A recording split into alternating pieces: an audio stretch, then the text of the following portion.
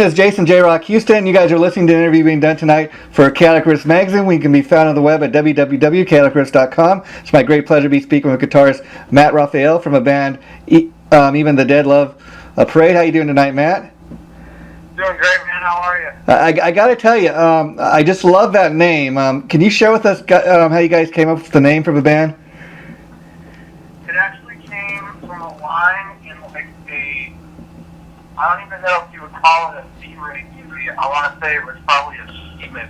Oh, okay. And I you know what? I couldn't tell you the name of the movie. Braxton and Clint actually were kind of watching movies in the back lounge one day and saw it, and they're like, "Oh my God, that would be a great name for a band." And there's like a line in there where guys at a podium kind of addressing a bunch of people, and he said, "Well, Even the Dead Love Parade." Yeah. That's kind of one of those things that was just like, "Yep, that's it." I mean, when you hear that name, it really just jumps out. So, I mean, for any other reason than that, I think that's a great name to pick, and kind of interesting to that it's a line in a movie. Now, of course, the band features the bass player from Drowning Pool. And I was curious, when you guys are touring, that does that ever get in the way? Do the two band schedules ever collide?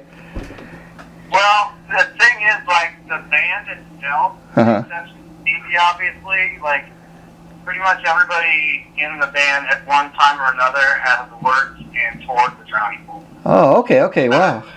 As a matter of fact, we actually were able to tour, Even the Dead was able to tour with DP, and we all just kept basically doing our day jobs, working for Drowning Pool, and got to, be the support band, which is cool. We got to do like a 6-7 week run with them.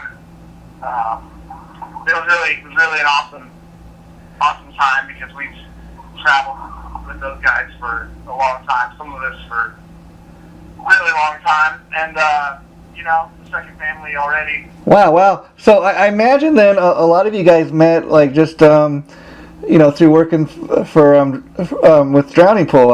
Were a lot of you guys on the crew in that? Yeah. Braxton, who's our guitar player, he was the front of house guy for DP, and Clint, our drummer, was drum tech, and I was a tour manager and a guitar tech. Wow. Our singer ended up slinging merch, the core of the band, everybody's here. We all have grown up together, played shows, and in different variations of different bands and DP. So we've all been in the same circuit in our, That's kind of that's kind of a cool backstory. Now, so that kind of explains how you guys, came together. But what year was the band formed? We've been working on this project for like 4 years. Oh, okay. Maybe even longer than that. We at first was just a project, I guess, and then it took a little, it took some wings, and everybody that had heard it was really down and into it, and we kind of were like, maybe we should try and run this up the flagpole, see if it's listed. So we kind of have been writing songs for that many years.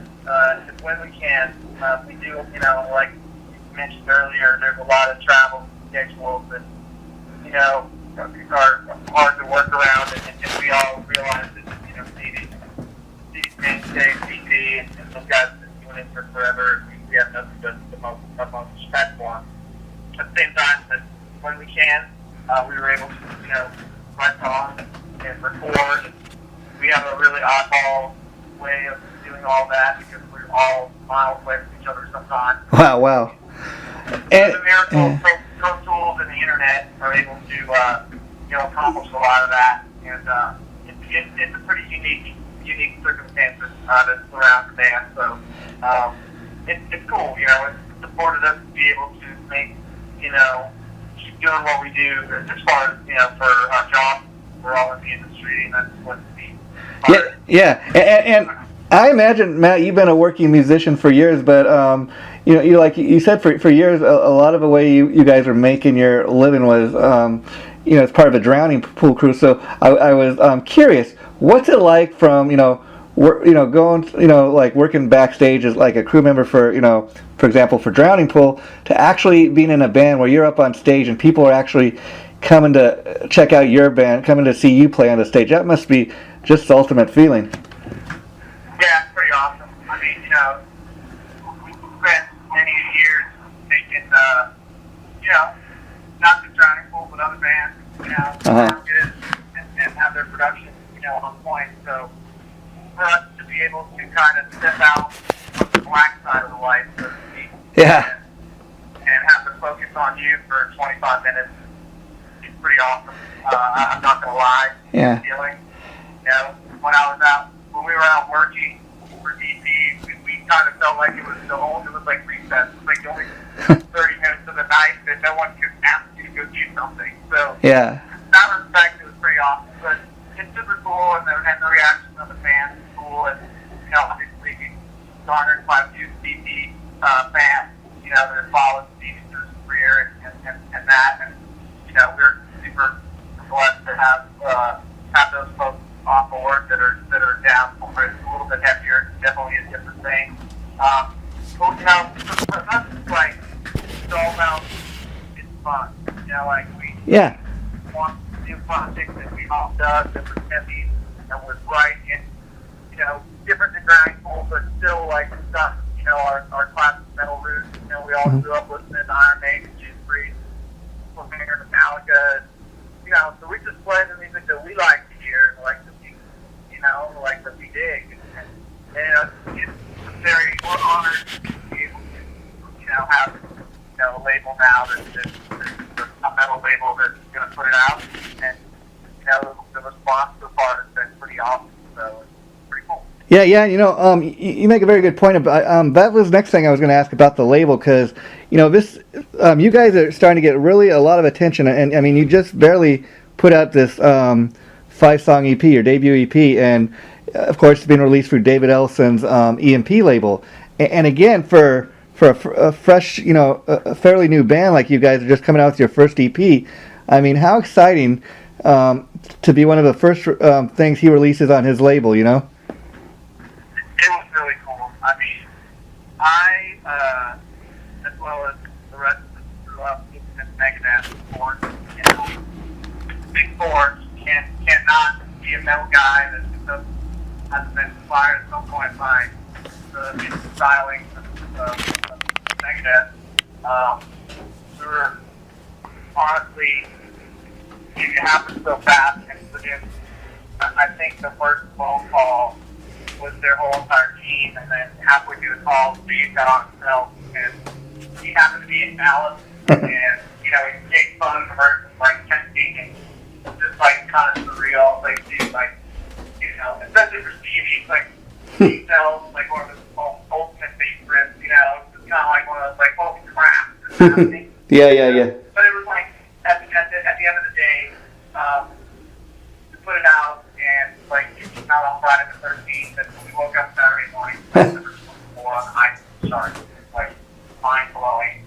And it peaked at that point, which was cool, but it hung in for a few days, which felt that we're on the right path, and it's all about getting it out there, getting the word out, that people like listen and make their own decisions.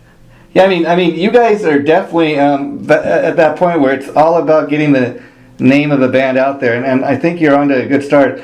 I mean, being on a label like this, I mean, I think it's cool to be on a label that is run and owned and operated by a fellow musician. I mean, as opposed to being on a label where it's just a guy in a suit telling you, maybe, I don't hear anything commercial, go back and write me a single. Ellison's been doing this for years, so he can give you guys advice. He can he knows what it's like to be a working musician, so I think that's what makes a label like this work. Yeah, absolutely. Between him and Tom, Tom's a badass as well. And,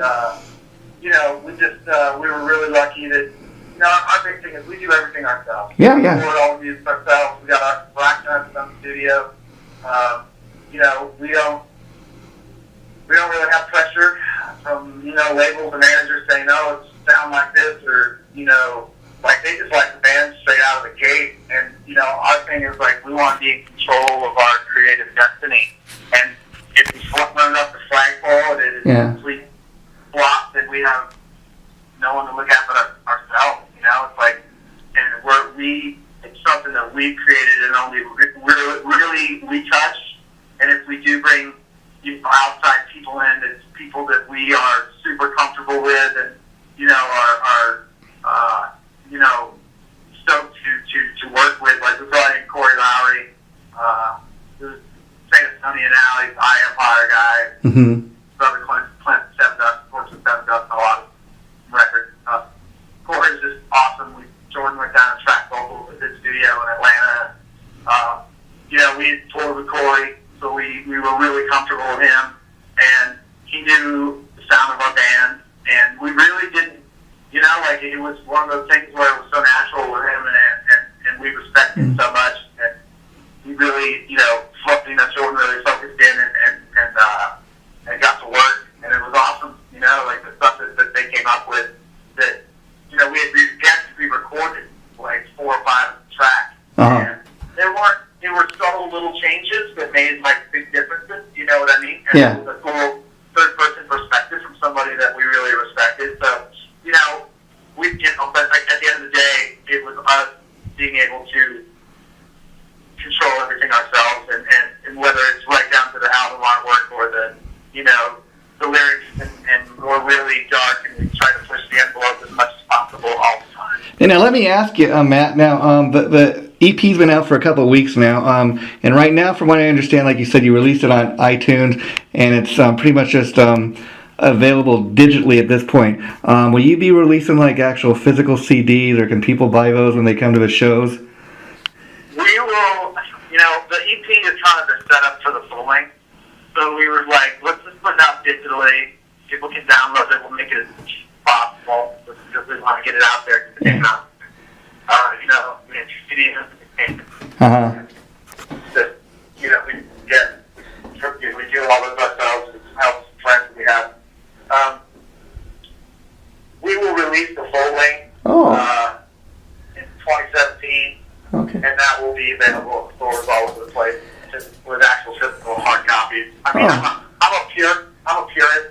Yeah. I'm an old metal purist. So I like to have the tangible item in my hand. So. Yeah, I'm with you there. That's why I was asking now. So when it comes time, next year, the full length gets released, will these same 5 tracks appear on the full length album, or will we get all new music? All new music.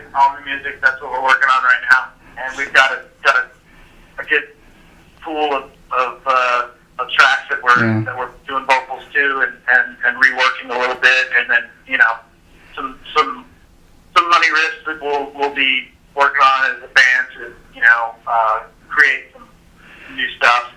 So it'll be a full length out with all brand new, the demo parade. Oh, that's cool. That's cool now. We'll have it in stores, available to everybody out there. So that's cool. So you guys are able to get 5 tunes out there now, just kind of to give people a taste and say, okay, this is what the band sounds like. This is who we are. Now, when I listened to some of the songs on the EP, I got to really compliment you on the fact that a lot of times when you listen to a new band, you're trying to think, who do these guys sound like? I kind of heard like elements of maybe White Zombie or even Manson, but I also thought, these guys have a real original thing going. They don't come across as a copy band. Now, is that something you set out to do?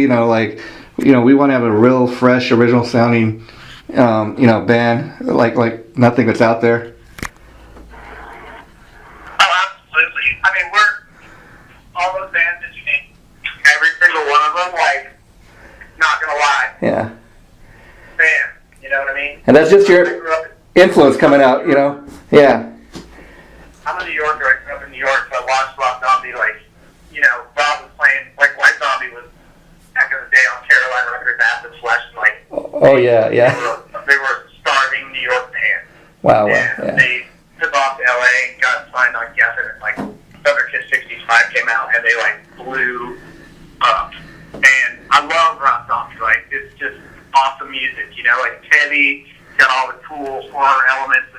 We're all like way into serial killers and all you know, forensic files and all those kinds of, like, creepy things. Like, me and the singer Jordan really are super into that. And, you know, like, we have our original sound, but we do have elements and roots of the traditional metal. And I would dare say, you know, there's a little bit of, like, I don't want to say screamo metal, but, you know, like, Jordan screams his ass off, got, like, multiple screams, but at the same time, you know, you'll hear 4/4 harmony chorus or, you know, some pretty harmony vocal lines and melody, and so we try to bring it all in.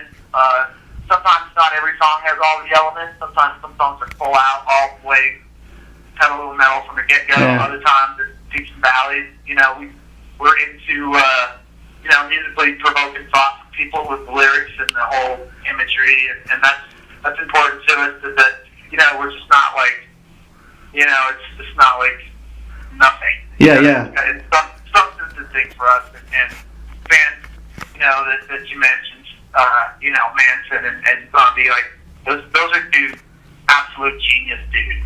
Like, regardless of what people may think of Marilyn Manson, like, that guy's smart as wit. Don't let anybody fool you. And everything he does is planned. I mean, he planned out his whole career. I mean, Absolutely. and then even if you look at anything Rob Zombie's done, even up to his latest album, I mean, it just sounds like classic Rob Zombie, if you know what I mean. And he's found his audience. He's got the formula. Yeah. He's totally got the formula down, and he knows exactly what his fans love, and he will push it a little bit in a little, you know, left and right of the mark sometimes, and you know, that's awesome, and it keeps it up fresh, and his show's always fresh, and he's always and it's like, that's the other thing, like, live, he breaks it. Yeah. He's 110% from start to finish, and the same with Manson, and he expects a lot out of his crew, and the show is very important to him, and delivering to the fans, you know, is a big deal. And then we kind of, I think, from working in the industry, and you know, Drowning Pool, same way, like, you know, those guys they've been doing it forever, and you know, many of them are perfectionists, you know what I mean, and then it's like, they playing to 30 people, or playing to 4,000 people, or 10,000 people, it's the same show. So let me ask, let me ask you, have the Drowning Pool guys or any of your friends that are also on the crew ever come and checked you guys out since you started playing out live? Well, we, you know, obviously the DP guys that aren't in the band had to see us every day for 7 weeks. Yeah. They were on board, obviously, from the get-go, because that was a band decision that they, you know, that they collectively made. And, you know, again, we've all been working for them, and we have a lot of respect for them, and I feel like they have a lot of respect for us, because, you know, when you're touring with somebody and living on a bus for fucking 7 weeks on end, it's definitely, you're definitely family. You have roommates, whether you like it or not. Yeah. And we all respect each other, and so there was a lot of really good vibes, and you know, taking some, you know, creative pointers from those guys. 100%. Like, those guys, they've been doing it, and they've been doing it consistently for a long time. So, you know, we all definitely respect that. And when when we asked and they gave us opinions on things, we definitely listened. You know, so it's pretty cool. We've had we cherry pick gigs a little bit. Yeah. So we try to tour smart, and if we don't have it, you know, like we'll try to play the biggest shows we can. So, like, we've played a couple festivals, you know, Five Finger, Korn. Oh, wow. Did New Year's Eve with Seven Dust, and hell yeah. And it was pretty neat to look over and see, you know, like, my first big tour I ever did was with Seven Dust. And so to look over and see those dudes, like, check it out, the band is pretty awesome. And, you know, like, I'm not going to lie, like, you know, when you head checking out your band, and you're like, guys, such a huge Korn fan that it's a really cool thing. Yeah, and then And then I imagine not only getting a chance to, meet and talk to some of your heroes that you grew up on, but then to have those guys turn around and say, hey man, I just checked your band out on stage, and you guys really rock the place. I really love you guys as band. That's got to be just a cool feeling as well. Yeah, that definitely makes it all worthwhile. It totally does. I mean, yeah. I being in the industry, and it's one of those things where you see bands that come and go because as fast as you get popular, it goes away twice as fast. Yeah. Because nowadays, I feel like with the internet, like while it's made a lot of bands and it's great for younger artists and emerging artists to get out there and be a viable, accessible, item that someone can check out. Yeah. It also, the window of a person's focus is so quick to shut now because there's so much coming through their field of view. Yeah. That, while maybe a long time ago when there wasn't the internet, it was harder to break a band, obviously, but people would check you out. There was no download, just the one track. You bought the record, and you went in 7-8 tracks deep, and you know what I mean? Like, those were where some of the greatest songs were. It wasn't just the single. So I feel like that part is missing from music a little bit. And I'm myself personally, like I said, I like to hold the tangible product. To see the first four songs into some of the media part of the record. And so, at the end of the day, I think I like the Google, and the Google's great, but at the same time, it's definitely changed the face of music. From obviously a monetary, perspective, like bands just don't make as much money on selling records anymore. Record labels aren't making money because people are taking it for free. At the same time, it drives up the guarantees for concert tickets. For artists to play live, and concert tickets. So the fan ends up really ultimately paying the price in the end. So hopefully, fans will, just keep keeping on. It's one of those things where the internet's a little bit of a necessary evil, but at the same time, you can record on your GarageBand on your Mac, and by midnight that night, it's on YouTube, and anybody in the world can get it. Yeah, I mean, it's a pretty cool thing. I mean, I'll kind of give you an example of what you're talking about. I mean, I'm a huge Kiss fan, and Ace Frehley, who's the original guitar player from Kiss, he recently put out a great cover CD. And when it came out, I went out and bought it because, like I said, I'm a fan, and like you, I like to have a CD to hold in my hand. But I'll tell you what, Matt, the night before his album was released, somebody had posted every single track off the album, so I was able to hear it the night before it was actually even released. But me being who kind of fan I am, I'm like, well, I'm going to go out and support my guy and buy a CD, and just because I want to have something to listen to in my car or whatever. That's the kind of guy like I am. But there are a lot of people, like you said, that they want it immediately. They want it right away. They don't even get that like I tell a lot of these fans that kind of think about if you were to go to your 9-to-5 job and they tell you, we're only going to pay you for 5 hours, but you have to work for 8 hours. You'd be like, what the F, Yeah. And people don't get that. But at the same time, what I love about the internet is, I mean, right now some kid is listening to your album from Even the Dead Love a Parade. In a part, maybe across the ocean, another part of the world where the band hasn't even played live yet, and that's just got to be the ultimate feeling of it. Someplace where your band hasn't even played live, somebody's checking out your music. I mean, you must have people contacting you on your Facebook page and that, from halfway around the world, sending you guys messages. That's got to be, a great feeling too, to know, hey, we're reaching people. So cool. Yeah. So cool. I love, one of my favorites. I have a guy that I kind of have a little thread going with, and he's in Russia. Uh-huh. And he's very broken English. Yeah. You know what I mean? Yeah.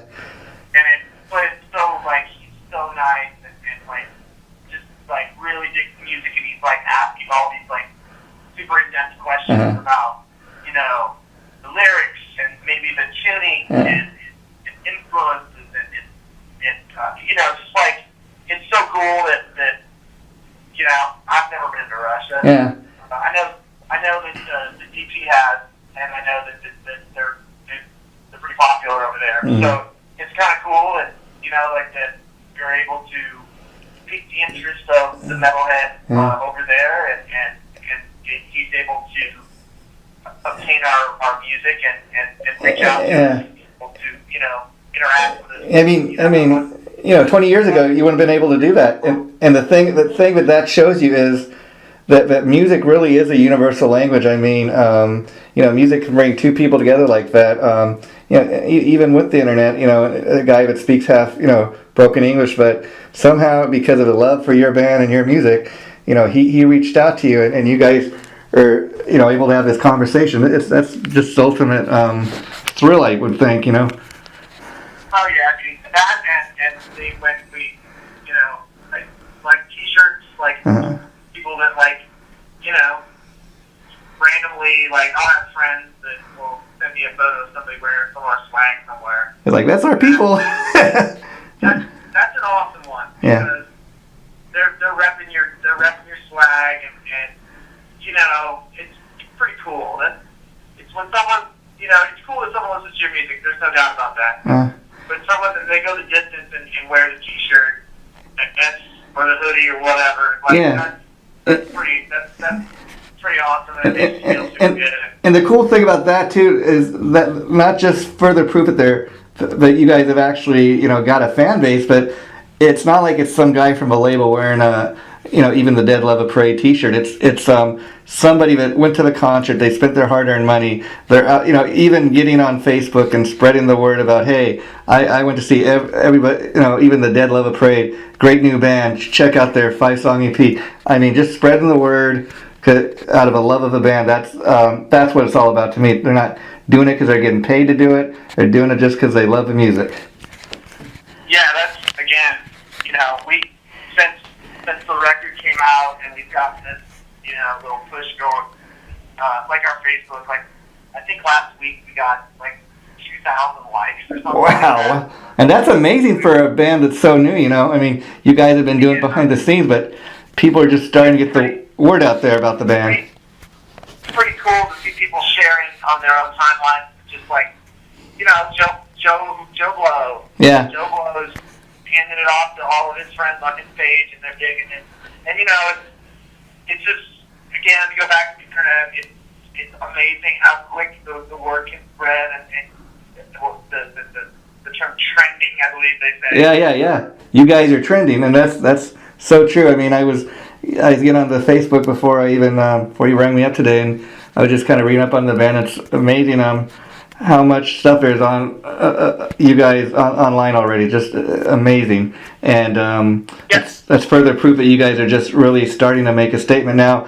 Touring wise, you had mentioned that you guys are going to maybe be playing some of the bigger festivals, but will you be really doing any kind of heavy touring this year? Or will you be primarily focusing on finishing up the full length? Right now, definitely cherry picking bigger shows as they come along. But for the most part, with CD, DT just released the record. Yeah. So having said that, that's running its cycle, and we are completely 100%, committed to that as well. Yeah. Yeah, we totally get that. So at the same, and while that's going on, we're writing, Yeah. And just becoming, working on the new record, because it's and that's the other thing, for us, we're big. We know that this, it comes and it goes. So we're hopefully going to be in a situation where we Keep the momentum going at least for a while. Yeah. A group of songs that when we put out the record, it's not going to be like, oh yeah, that's there. Yeah, we want it to be our absolute best that we can put out. So. Yeah. Now let me ask you. You were mentioning earlier that you guys don't necessarily live right down the street from one another, and you're not seeing each other 24/7. So, does it make it that much more fun to be around one another when you guys do get do come together as a band? Yeah. Our singer lives in South Carolina. Wow. And, we all live in Dallas, and even though we live in Dallas,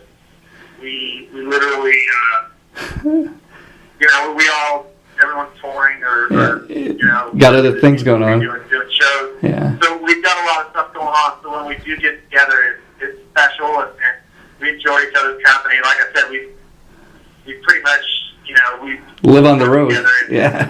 With DT, or we worked. A couple of us worked for Pat Green, with the country artist. Oh wow. Wow. We have a pretty eclectic schedule. eclectic group of guys with a heavy schedule. So the plan right now is to, like I said, just work on songs for the new record, cherry pick some big shows, and maximize our time that we do play out. Yeah.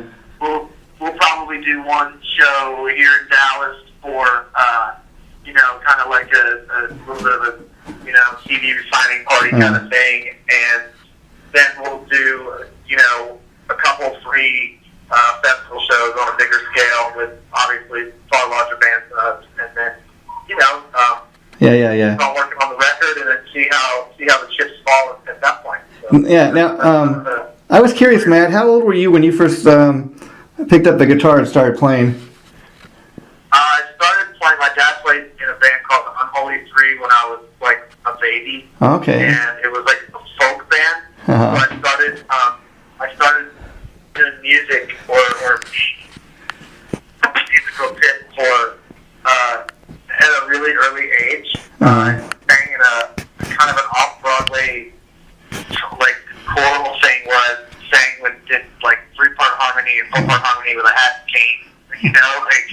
But that was like the start, and I started playing a little bit of guitar, and I rode BMX bikes, and then one summer when my birthday came up, I was like, I'm going to get a guitar and play in a rock band. Wow. That was my plan. And I was probably like 12. And did you take lessons, or did you kind of teach yourself?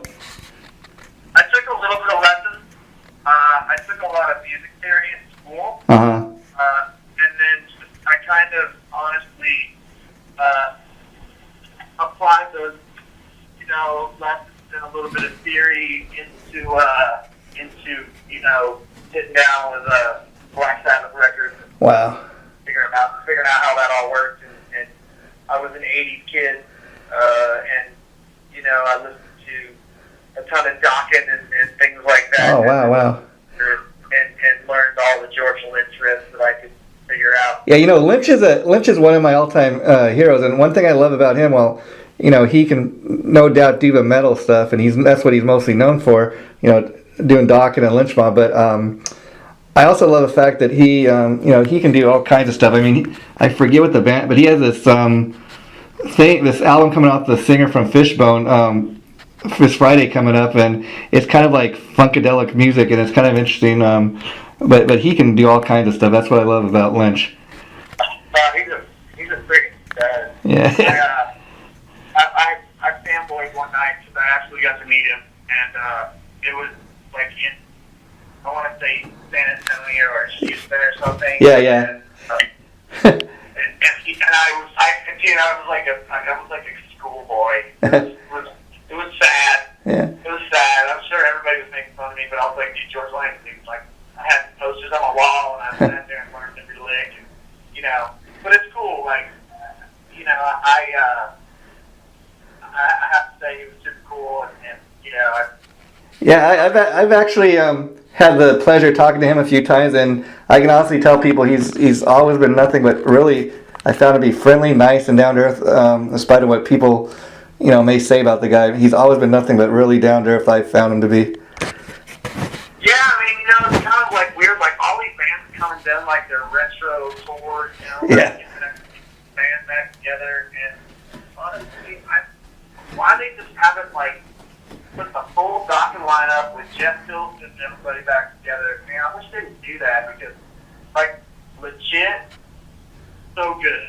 Yeah, because I think like anything, it really comes down to the money. Because even today, I was reading stuff online that supposedly the original Dokken guys are going to be playing like 6 shows in Japan sometime before the end of the year, and then if they're able to get their stuff together and get along, they may do like at least a tour or something. That would be cool. Yeah. I saw this thing that was called like One Night in Guitarist or something like that, and it was actually all of them. It was, I don't know, maybe 8 years ago or something. Yeah. Kind of semi-acoustic, and like Don sang like 3 songs, Jeff sang a song, Nick Brown sang a song, and Lynch played guitar, and it was super dope, man. I think I seen it, and they even put out like they even like covered a Beatles song or something. It was kind of just a little different. It was kind of a cool thing. Now, you mentioned that your dad was also a musician. So, how big of an influence was your dad on you becoming a musician or even picking up a guitar? He was a real, like my dad's in the band he was in was like this kind of like called a Big Nanny band. Uh-huh. Kind of probably I don't even really know what Big Nanny is, like imagine it's like something with the Abbott Brothers or some such with a lot of acoustics and very kind of hippie-esque. Yeah. So when I started wanting to play guitar more seriously, my dad was like, you need to learn how to play piano. So we had a piano in the house, and so we would fiddle around a little bit, practice singing and things like that when I was younger. So all those things collectively, when you start to play in a band and write songs and play with other musicians, you start to kind of pull from the, you know what I mean? Like you pull from that that pool of knowledge, yeah. Or things like that. So me singing with a 4-part harmony, hat and cane and a little get up when I was younger, like I was the guy in the band that sang harmony. You know Wow, yeah. When we were doing rock stuff, you know what I mean? Yeah. Like all those, like kids are like, oh, my mom wants me to play piano or wants me to do chorus. They're like, yeah, freaking do it because it's going to make you a better musician in the long run. Yeah, and also people tell me, especially when you can play the piano and that, as well as the guitar, it makes you a much better songwriter. And also, even when you do get into a band, that you're able to hear things that maybe some of the other guys in the band can't hear, for the simple fact that you can, how to play more than just one instrument. Oh, totally. Like everybody, it's kind of weird. Like Stevie's a bass player, but Stevie plays guitar. Like he writes songs on guitar. I think myself, like I wanted to be a shred head kid when I was junior high and high school, and I like, sit there with a Tuesday Mountain Team record and try to like play every freaking note. And you know what? I was like, I'm not that good. It's not that good of a player to play like that. Like he's ridiculous. Yeah, well, people maybe Go backwards to some other older records. Like Black Sabbath and stuff.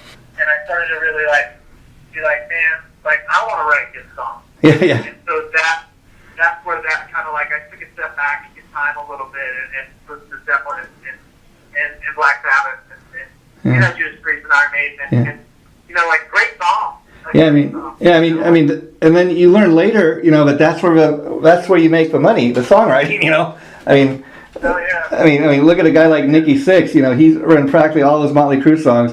I mean, that guy just, if he didn't want to, he could just live off of his royalties for the rest of his life, and he'd be all right, So, that's guys like Nicky Sixx, like come on, it's funny because I could probably play every song off of Too Fast for Love or the second Shout at the Devil record because those were seminal songs in my growing up as a kid. Yeah, I mean, those were great songs. They were heavy back then. They were out. They were pushing the envelope. That band they were a monumental band for me. Motley Crue, come on, they're hands down quintessential rock band. And Motley Crue, like you said, they were pushing the envelope. I mean, on every album. And what I dug about the band was every time they released a new album, it sounded different. It was not exactly a carbon copy of the album that came before. And that's what kept it fresh. And and they're just such a great band. But that's why I even love his 6 a.m. stuff, because he could have went out and put together another Motley Crue clone type band, but he's doing what he wants to be doing now, which he's at that point in life where he can do it. But I just love the fact that the music is so different sounding, and yet it's still Nicky Sixx, if you know what I mean. So they're so good, DJ DJ Ashba, yeah, and I've been DJ fan since he was in a band called the Beautiful Creatures. Oh yeah. To see him like I know he would play with Guns N' Roses and stuff, and like I was like always like, yeah, DJ's a badass. But then the 6 AM stuff came out, and I was like, yeah, like they're great. Yeah. They're really, really, really good. And going back to kind of touching on that point, their songs are radio friendly, but yet they're have a heavy thumping guitar, and you know, trying to get one of those like vibes off of it, like you got when you heard the first time you heard Motley Crue. Like, yeah, definitely. This is a rock band that's not over riffing it, but what they are throwing down is awesome, and I totally dig it. Yeah, and getting back to your point about musicians starting out on different instruments like the piano and that. I mean, it's pretty common knowledge, but a lot of these metalheads may be surprised to learn that even guys like Jakey Lee and Randy Rhoads, they started out on the piano, and Randy Rhoads was even rumored that he would, if he would have lived, that his plan was to leave Ozzy's band and he wanted to go and make like classical music records. Unfortunately, he never got the opportunity to do that. But these are guys that are known for like being heavy metal, like guitar shredders, like you were saying earlier, and yet they could play classical music and play the piano, and I think that's what made them such great writers. Oh yeah, I want to say like Randy Rhoads' mom, like does she like teach piano or something? Oh yeah, well she sadly just recently passed away late last year, but they own like they own a big musical school. I guess his brother Kelly and his sister run it now, but that's a huge. I guess you could go online and read up on the history of the school, but it is it's quite a famous musical school, and I guess they're still teaching there to this day. They have people come in and teach. That's pretty awesome. I know like Kurt Cobain, like his aunt. I've seen an interview with his aunt, and she's like pulling out like reel-to-reel tapes of Kurt like banging on pots and pans, like the guitar, like even as like he's like 5. You know what I mean? Like so good. Like I think there's something in there that's instilled in kids like at an early age. Yeah. Whether it's a artistic dalliance with painting or even getting back to people for years have been saying like keyboards don't belong in rock music, keyboards suck or whatever, but I'll tell you, perfect band to disprove that is if you're a Deep Purple fan. I mean, John Lord, man, he made those keyboards rock. Have you ever heard anything from Deep Purple?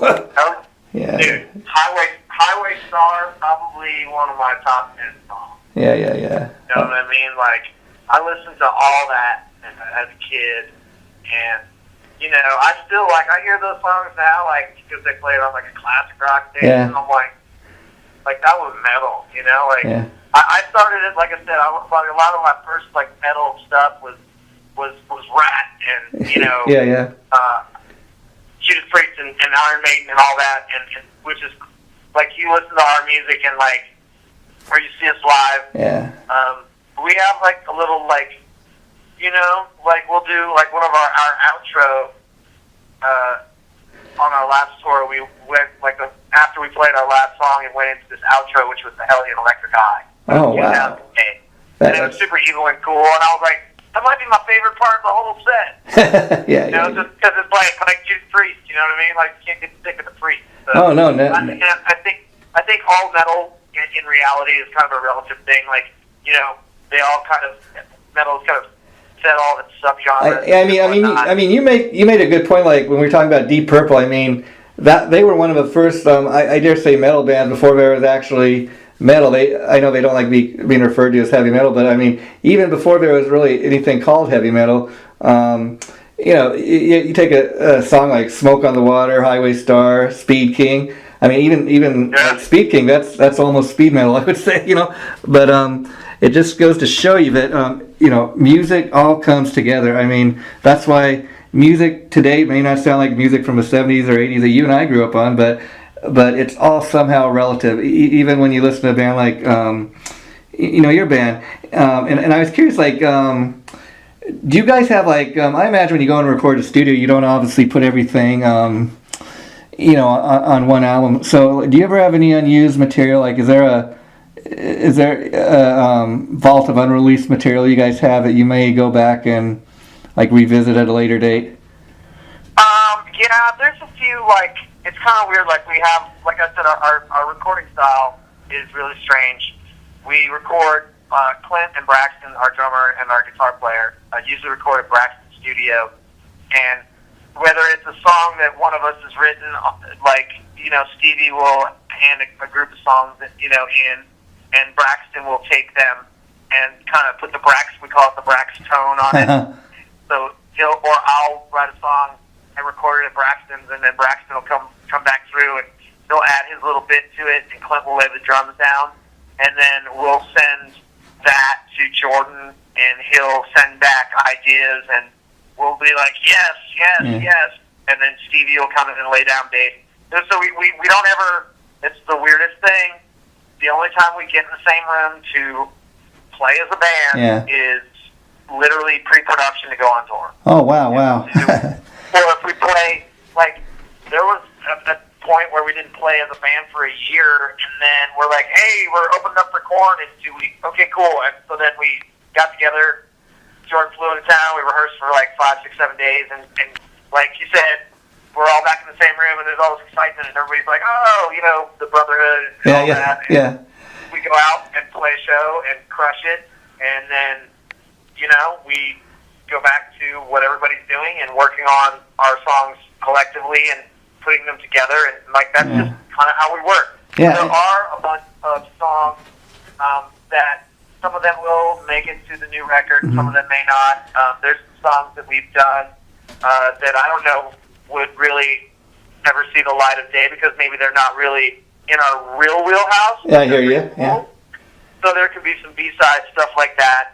We've talked about numerous cover songs because we're all such metal fans. Yeah. And we start to talk about cover songs, and then all of a sudden, like, I feel like we may be putting together a covers album because there's like 75 songs everybody wants to do because it's like, let's do Dio, let's do this, let's do that. A lot of bands are doing that these days, and I kind of that's something I really dig. I mean, but at the same time, if you look at bands like Def Leppard or even Iron Maiden, like you were mentioning earlier, these were two bands that were really great at when they'd release stuff, like when they used to release singles, they'd release B-sides and stuff that were maybe only originally available in Europe, like B-sides, stuff that had never been put on the album, and you could even go and record a couple cover songs and put that on the flip side of a single. They could do that back in the day, but even in modern technology, you could post different stuff that's maybe not on the album online and sell it that way. But that'd be kind of an interesting way to kind of approach it, I think. Yeah, I mean, I think B-sides for us would definitely be where I think covers would go, or in the live set. Yeah. I think that's always cool to see a band break out a live track, or like a cover song live, and I don't know what we would do. I guess we would really have to probably put 8-10 songs in a hat and just pull one, and just everybody would have to live with it. You know what I mean? Because there's so many that we would love to do, but. Yeah, even I got an idea for you. Even a cool way of doing it. I remember a couple years ago when Tesla, they put out like a 2 CD of just nothing but cover tunes, and what they were doing is you could buy Volume 1, the first CD in the stores, like at all your local Best Buy. But then if you want to get Volume 2, you can only get Volume 2 by going to see the band live. So that's another way you could do it. Or you guys could even have that's pretty cool. Or you guys could even that is pretty cool. Or you guys could even have like maybe a bonus disc included with the, have like a deluxe version or something.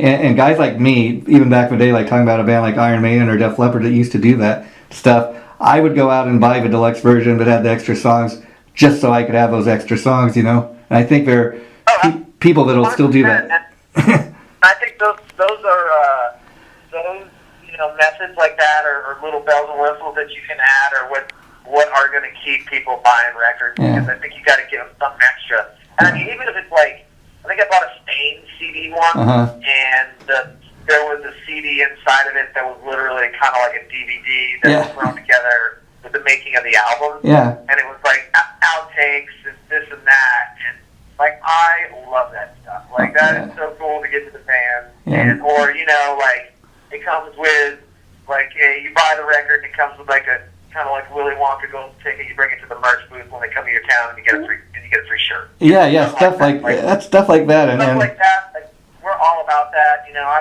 I want people to, you know, feel like, or I don't know how to say feel like. I want people to know that we're super appreciative of people spending their hard-earned money, you know, on a record or a T-shirt of ours, and that we definitely, you know, we don't look past that or you know, take it. Oh yeah, I can even just talking to you hear that in your voice.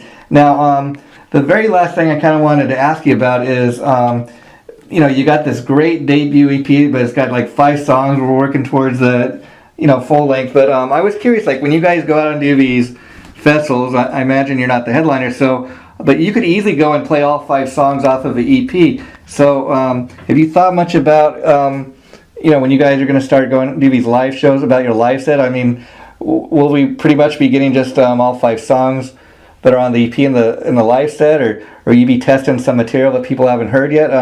Talk a little bit about that. Well, you know, fortunately, we've been in the position where obviously we've always been, you know, on the opening end. Mm-hmm. However, you know, and so we've honestly had,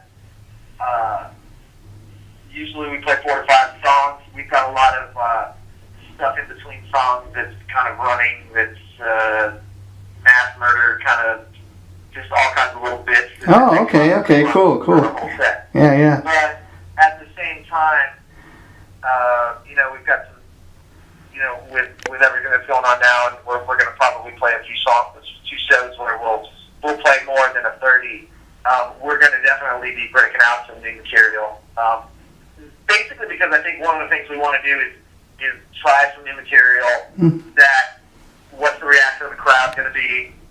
Because, you know, that's the other thing. Like, we want, you know, if we play a song and it's like super taken by the crowd, awesome, and they're totally digging it, then, you know, hey, this song definitely needs to be on the record. With the response we've gotten is great. Or you roll the song out and it's the opposite. Maybe you're like, yeah, that song is not a live set song. You know what I mean? Like there are some songs that are really good songs on record, but when you play them in the middle of a live set, they can be a set killer. Oh, yeah. You know, I've seen bands like play like, oh, we got to play the hit. I'm like, yeah, dude, but that song, you're playing a 40-minute set, it's going to ruin everything, and it's just like it's just dive bomb set. So at the end of the day, I think, you know, we want to keep the fans happy, and we want, so at the same, you know, we want to use them as, you know, we want to play our best songs for them, and we want to give them their money's worth, obviously.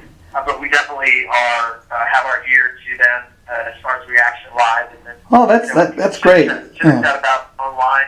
So, you know, at the end of the day, we're writing the music that we love, and we hope everybody digs it. We're super honored to be on the EMP. We couldn't be happier with a metal label, and we want, you know, just go out and give our music a shot, check it out, because I think you'll dig it. And, you know, I can't thank you enough for having me on.